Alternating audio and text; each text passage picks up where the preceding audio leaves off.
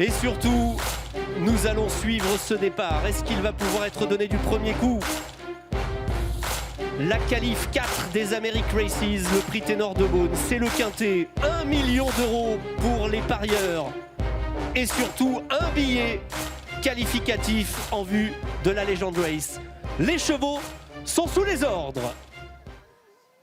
Un billet pour l'Amérique à la clé et une victoire éventuelle dans un groupe 1. Bon départ pour Canto Avis. Canto Avis qui a été l'un des plus rapides en début de parcours. Bon départ pour Kamehameha également. Bon départ pour l'un des favoris Keep Going qui immédiatement se propulse à l'avant du peloton et qui avec facilité prend l'avantage. Krohn a raté son départ, le numéro 13. Il va être éliminé d'entrée de jeu alors qu'à l'arrière, Crack Time Atou, comme ça lui arrive parfois, était lent. Jazzman a raté ses premiers mètres également, le numéro 6. C'est fini pour le 13, pour le 5, pour le 6.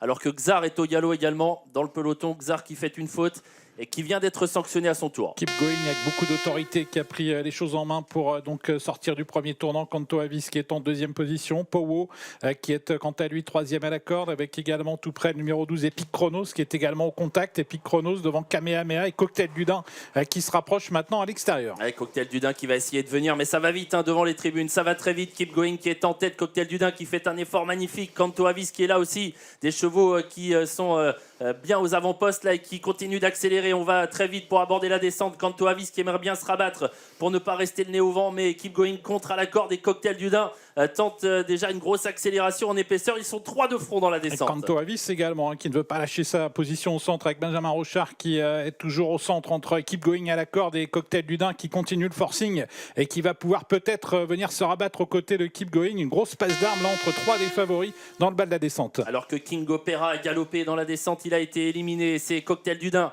au prix d'une grosse bagarre qui a pu prendre la tête. On était en 1-10-4 à 1500 mètres du poteau. On est parti donc sur de grosses bases au niveau chrono. En deuxième position, il y a désormais Keep Going, Canto Avis qui n'a pas pu attraper la corde, qui se retrouve le nez au vent. Troisième, dans une mauvaise situation. Epic Chronos vient désormais et se décale car on a un petit temps mort en tête et ce qui provoque bien un wagon en épaisseur. Attention aux attentistes qui pour certains d'entre eux n'ont pas puisé dans les réserves. C'est le cas pour maintenant Epic Chronos qui profite du ralentissement pour se porter à l'avant du peloton. Immortal Doc également est en train de profiter d'un wagon qui s'est formé à l'extérieur pour se rapprocher, mais Epic Chronos facilement maintenant passe en tête et déborde Cocktail du Dain. En 1-17, moins de 11 au kilomètre avec une nouvelle grosse accélération, celle d'Epic Chronos qui a pris l'avantage facilement et qui se détache même déjà. Cocktail du Dain est deuxième. On vient avec Canto Avis, Immortal Doc qui a été discret jusqu'ici se rapproche. Crack Time Atou également se rapproche en épaisseur. Sans concession avec Epic Chronos qui est largement au commandement pour se diriger vers le tournant final. Cocktail du Dain a du mal à suivre le mouvement. Canto Avis se relance. Immortal Doc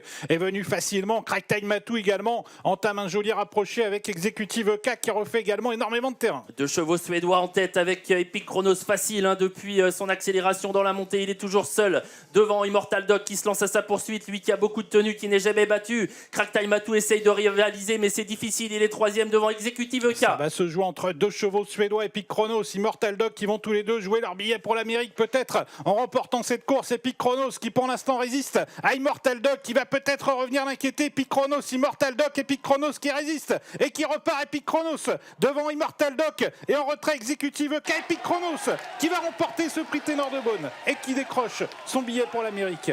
Immortal Doc est deuxième, Executive K troisième et Crack Time Bourbon termine quatrième.